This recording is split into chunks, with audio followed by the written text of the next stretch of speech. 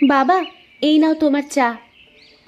তুই আবার কষ্ট করে ওপরে চা নিয়ে আসলি কেন রে মা? সকাল থেকে তোমাকে কেউ একটা চা দিল না, তাই তো আমি নিজের হাতে চা করে নিয়ে আসলাম তোমাকে দিতে। বাহ বাহ বাহ বাহ বাহ, তোর হাতের চা খেলে প্রাণটা একদম জুড়িয়ে যায় রে মা। হ্যাঁ হ্যাঁ, তোমার ছোট মেয়ের হাতের চাও অনেক সুন্দর। হ্যাঁ রে মা, জামাই কোথায়? ঘুম থেকে কি উঠেছে নাকি? তার কথা আর কি বলবো, সেই ভোরে ঘুম থেকে উঠেই মাঠে চলে গেছে। এত সকাল সকাল মাঠে কেন রে মা?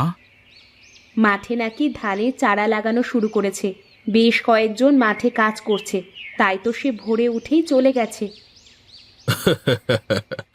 বড় কাজের ছেলে আমার বড় জামাই, কোনো কথা বলে দিতে হয় না। আমি গেলাম বাবা, জলখাবার রেডি করতে হবে আবার।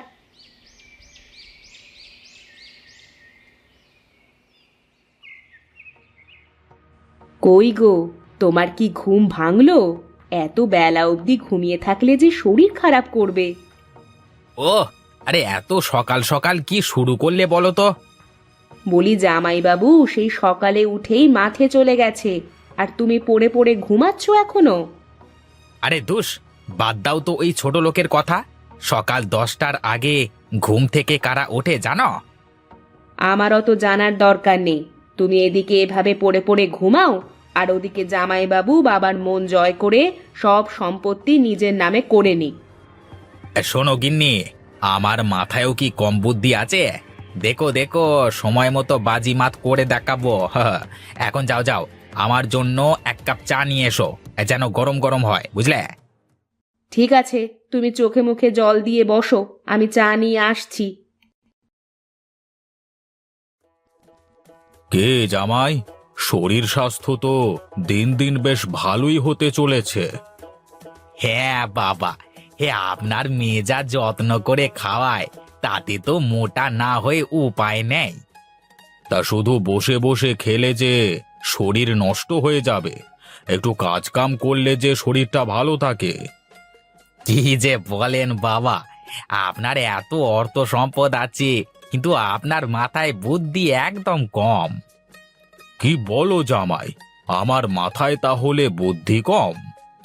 তা নয় তো কি, আমি কেন কাজ কাম করে আমার চেহারা নষ্ট করতে যাব? তার থেকে আমি প্রতিদিন জিমে যাব। হ্যাঁ, তাতে করে আমার শরীরে ফিটনেস চলে আসবে। তোমার জামাইয়ের কথায় কান দিও না তো বাবা, খালি আজাইরা কথা বলে। আহা, আরে এত বড় মাছের মাথাটা আমার পাতে কেন দিচ্ছিস রে মা? ওটা জামাইকে দিতে পারতিস তো। না বাবা, তুমি খাও, বসে বসে খেয়ে ওনার গায়ে বেশ চর্বি জমে যাচ্ছে। ও, খাওয়ার সময় অত কথা বলতে আছে নাকি? চুপচাপ খেতে দে তো সবাইকে। দেখো ছোট জামাই, দেখো বড় জামাই কেমন কৃষাণের সাথে কাজ করতে শুরু করেছে।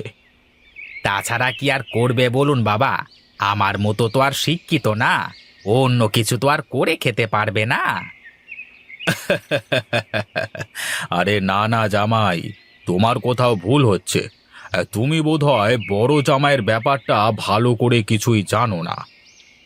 কি আর জানবো, বিয়ের পর তো দেখছি সে সারাদিন এসব কৃষাণদের নিয়ে মাঠে ঘাটি পড়ে থাকে, একসাথে এক টেবিলে তো কখনো খাবারও খায়নি। এখানেই তোমার আর বড় জামাইয়ের পার্থক্য।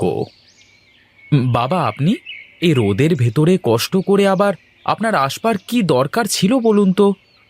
আমরা ভাবলাম যে দেখে আসি গিয়ে, যে বড় জামাই কি জমিতে গিয়ে একাই সব কাজ করছে। হ্যাঁ, তাই দেখতে আসলাম আর কি।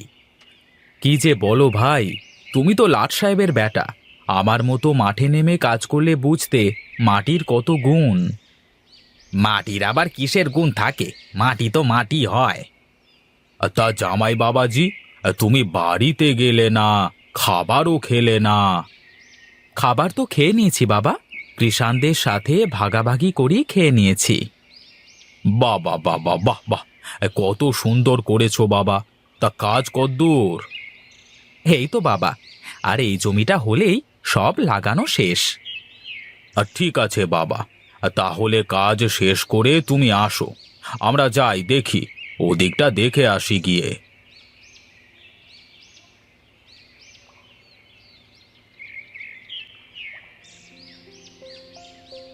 কি রে রামু, তোর হাতে ওটা কি? আগে বাবু, নেমন্ত্রণের কার্ড। তা কিসের নিমন্ত্রণ রে? হ্যাঁ বাবু, আমার মেয়ের বিয়ে আজকে। শুধু আপনার জন্যই আমার মেয়ের জীবনটা বেঁচে আছে। আমার জন্য? হ্যাঁ বাবু, আপনার জন্য। আপনি যদি সেদিন বড় জামাই বাবুকে দিয়ে টাকাগুলো না পাঠাতেন, তাহলে হয়তো আমার মেয়েটা আজকে এই পৃথিবীতেই থাকতো না। কাঁদিস নে রামু, কাঁদিস নে। দে দে কার্ডটা আমার হাতে দে। বাবু, আপনাদের সবাইকে কিন্তু আসতে হবে। পরিবারের সবাইকে নিয়ে আমাদের বাড়িতে আসলে আমি যে ধন্য হব বাবু। ঠিক আছে ঠিক আছে, তুই গিয়ে আয়োজন কর, আমরা সবাই যাব।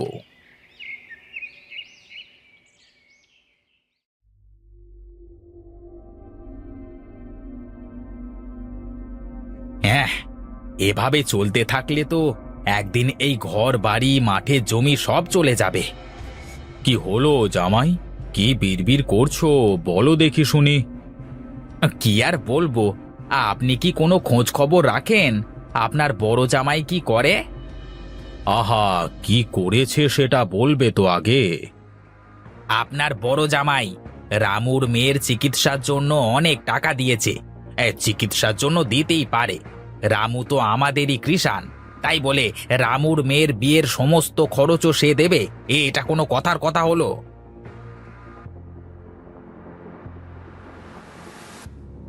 কি ব্যাপার, কি গল্প হচ্ছে শুনি?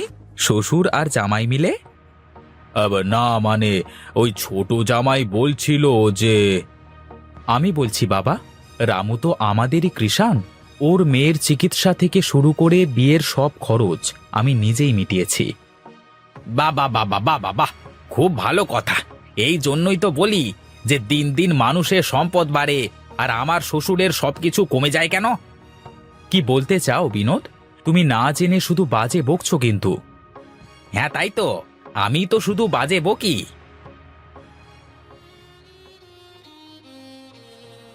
ছোট জামাইয়ের কথায় কিছু মনে করো না বাবা, ওর মাথায় সত্যি একটু না অনেক সমস্যা আছে।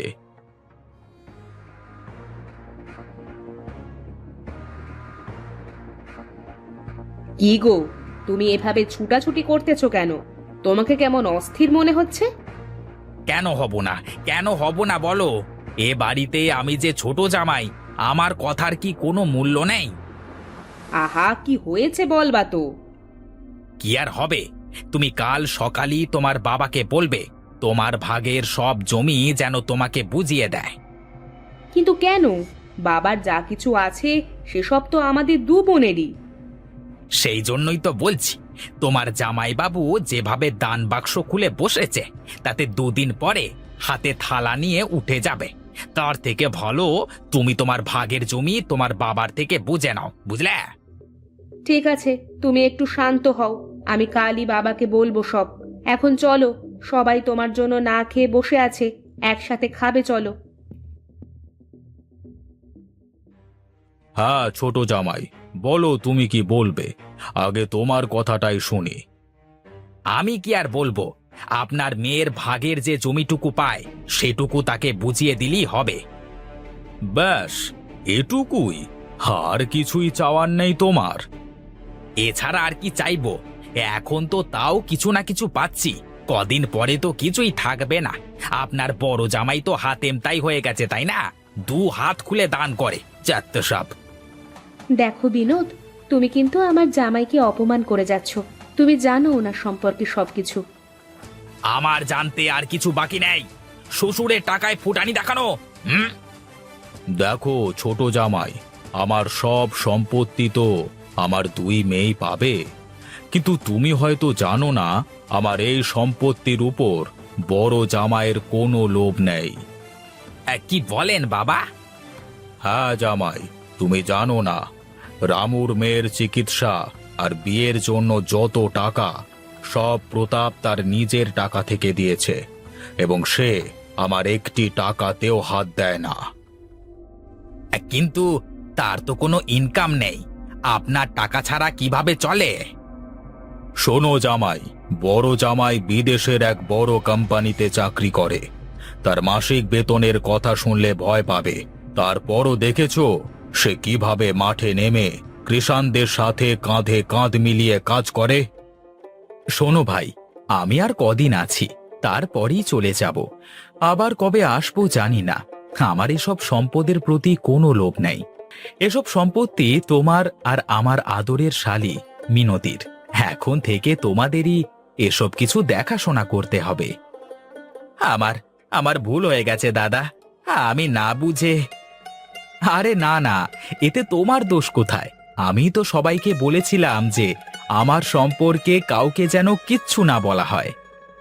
এবার বুঝলে তো জামাই, তোমার বউয়ের জমির ভাগ কতটা? আমাকে আমাকে আর লজ্জা দেবেন না বাবা। চলো চলো সবাই, জল খাবার ঠান্ডা হয়ে যাবে। সবাই একসাথে বসে খাবার খাবো। আবার কবে